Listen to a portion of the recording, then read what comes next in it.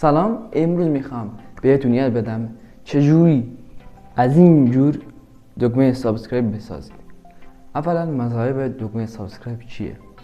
دکمه سابسکرایب وقتی شما به مخاطباتون میگید ممنون میشم که کانال ما رو سابسکرایب کنی، همون موقع انیمیشن سابسکرایب رو میارید و یکم باعث میشه که این دکمه سابسکرایب باعث میشه که افراد شما رو سابسکرایب کنن و سابسکرایب بیشتری بگیرید.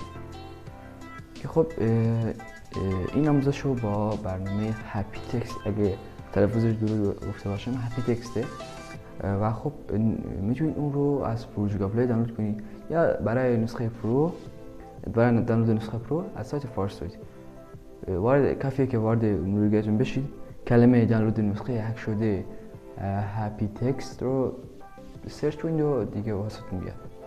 خب بریم واسه آموزش.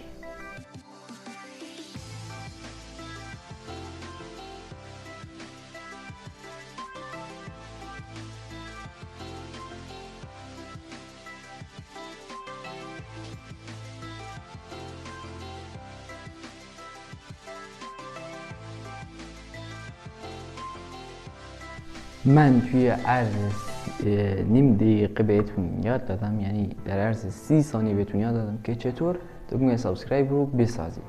برای اینکه بتونید اون پرده سبز رو حذف کنید نیاز برنامه‌های اپلیکیشن، یعنی برنامه مثل اینشات، ویواکات، خیلی از برنامه‌ها دیگه میتونید با یعنی پرده سبز رو حذف کنید و توی ویدیوهاتون اضافه کنید.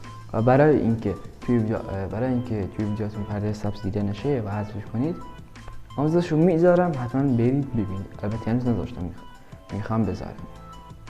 که خب الان بریم یه توضیح در مورد کانالم بگم که اگه سابسکرایب نکردی، کانال من در مورد آموزش ایدیت ویدیو، عکس، خلاصه ایدیت، خلاصه بعد آموزش یوتیوب و یوتیوبر شدن، آموزش تولید محتوا، چجوری درآمد دلاری داشته باشیم، از این جور چیزا.